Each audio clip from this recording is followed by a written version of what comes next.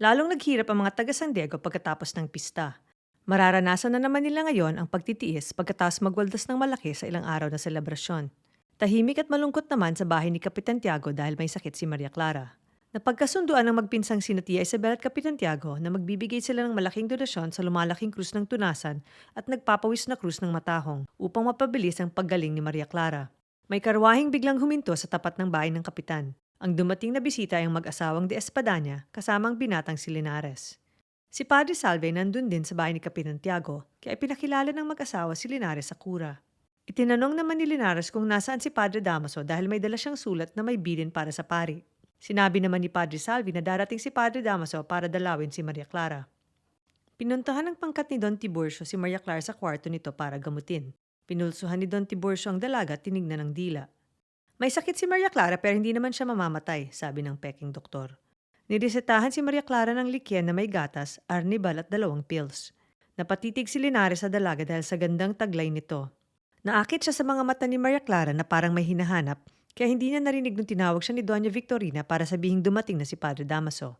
Si Padre Damaso ay bumisita ng walang imik kahit siya ay maputla at namayat dahil sa pagkakasakit.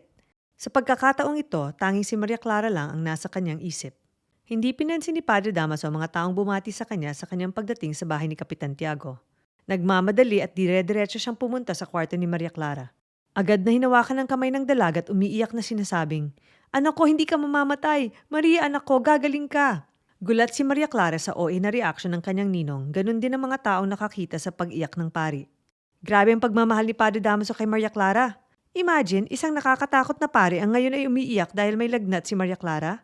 Bulong ng mga nakakita. Si Padre Salvi naman ay tahimik lang nakatingin kay Padre Damaso na parang may malalim na iniisip. Lumabas si Padre Damaso at patuloy na umiyak sa may terasa at inilabas ang kanyang lungkot sa mga halaman doon. Nang medyo natauhan na si Padre Damaso ay pinakilala ni Doña Victorina si Linares. Inabot ng binatang dalang sulat sa pari pero medyo tularo pa si Padre Damaso kaya't nagtanong kung sino ang binata. "Ako po si Alfonso Linares, inaanak ng brother-in-law ninyong si Carlicos," sagot ng binata. "Oh, ikaw pala yon. Hindi kita nakilala. Hindi ka pa kasi pinapanganak nung nasa Espanya ako. Anong maitutulong ko sa'yo?" tanong ni Padre Damaso. "Nakalagay po diyan sa sulat ni Ninong Carlicos ko," paalala ni Linares. Gusto mo ng trabaho at ng mapapangasawa. Kung trabaho ang gusto mo, madali lang yan. Basta marunong kang bumasa at sumulat, aniya ni Padre Damaso. "Nag-aral po ako ng pag-aabogasya sa Central University sa Madrid," sagot ni Linares. "Ayun naman pala, madali lang at maihanap kita ng magandang trabaho. Tungkol naman sa pag-aasawa ay..." Napaisip si Padre Damaso. Samantalang si Padre Salvi ay namumutla sa naririnig na usapan. "Sige, kakausapin ko si Kapitan Tiago tungkol dito," dagdag ni Padre Damaso. Napaisip si Padre Damaso dahil parang hindi okay si Linares pero naisip din naman niya na mas okay naman siya kaysa kay Ibarra. Sa puntong ito ay lumabas si Padre Salvi na mukhang may malalim na iniisip nang biglang may lalaking bumati sa kanya. "Magandang araw po, Father. Ako po si Lucas, ang kapatid ng lalaking namatay sa groundbreaking ng paaralang ipinatatayo ni Don Crisostomo," bati ni Lucas. "Ano ngayon ang gusto mo sa akin?" masungit na sagot ni Padre Salvi. "Kanina po kasi pumunta ako kay Ginoong Ibarra at pinabalik niya po ako nung hapon. At nung bumalik ako ay binigyan lamang ako ng 500 pesos bilang abuloy. Ano po ang gagawin ko? Parang ang liit po ng 500 na kapalit ng buhay ng kapatid ko," reklamo ni Lucas. Parang nahuhulaan ni Padre Salvi ang binubuong drama ni Lucas kaya pinagsabihan niya ito at pinaalis agad. "Magpasalamat ka at hindi ka pinakulong ni Don Crisostomo. Lumayas ka!" pagtataboy ni Padre Salvi. "Po? Akala ko po ay... Nandiyan po ba si Padre Damaso?" pakiusap ni Lucas. "Busy siya ngayon. Lumayas ka rito ngayon din." Nanggigigil na si Padre Salvi. Umalis si Lucas na naguguluhan. "Akala ko ay... Pero bakit? Pareho silang malulupit. Hindi balik kung sino sa dalawang ito ang magbibigay ng mas malaking pera ay sa kanya ako kakampi," paisip na sinabi ni Lucas. Patuloy ang pagtawag ni Maria Clara sa pangalan ng kanyang ina nung inaapoy siya ng lagnat. Mabuti na lang at medyo nahimasmasan na siya ngayon. Si Kapitan Tiago naman ay nangakong magdodonate ng gintong baston sa Birhen ng Antipolo para sa pagaling ni Maria Clara. Hindi makapaniwala si Don Tiburcio na effective ang inireseta niyang gamot sa dalaga. Dahil dito ay natuwa si Doña Victorina at naging mabuti ang pakikitungo sa asawa. "Tuloy na pala ang paglipat ni Padre Damaso. Saan naman po siya lilipat?" tanong ni Linares. "Sa Tayabas daw," sagot ni Padre Salvi. "Naku, siguradong malulungkot si Maria Clara kapag nalaman niyang lalayo na si Padre Damaso. Alam naman ninyong parang tatay na rin kung ituring ni Maria Clara si Father," reaksyon ni Kapitan Tiago. Napatingin ng masama si Padre Salvi kay Kapitan Tiago. Ang gulong nangyari sa dula-dula ang dahilan ng pagkakasakit ni Maria Clara, paninisi ni Kapitan Tiago. Buti na lang po at hindi kayo pumayag na bumisita si Ibarra kay Maria Clara. Baka makalala lang ito sa sakit ng inyong anak, sabi ni Padre Salvi. Magpasalamat kayo sa amin dahil kung busy ang asawa ko at may ibang pasyente ay nasa langit na ngayon si Clarita, pagmamalaki ni Doña Victorina. Sa tingin ko ang pangungumpisal ang nagpabuti sa kanya. Tandaan ninyong mas mabuti gamutin ang kaluluwa, sagot ni Padre Salvi.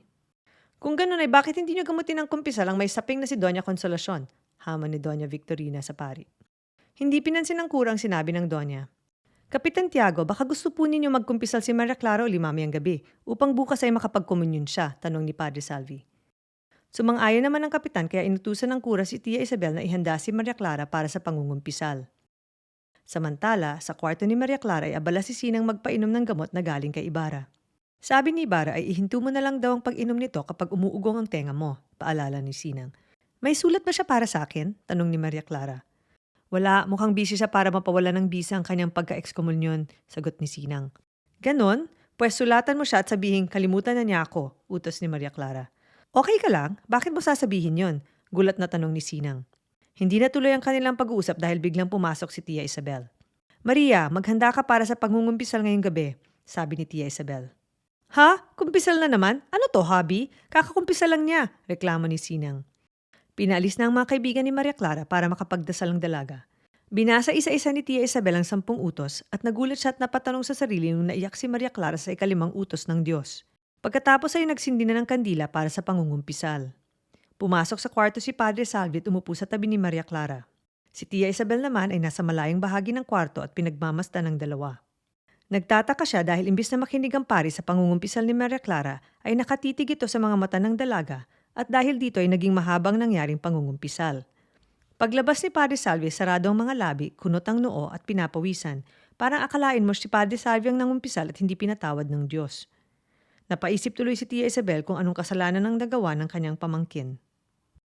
Epilogue, Love Story ni Don Tiburcio at Doña Victorina. Bago tayo magpatuloy ay balikan natin ang love story ni na Doña Victorina de los Reyes at Don Tiburcio de Espadaña.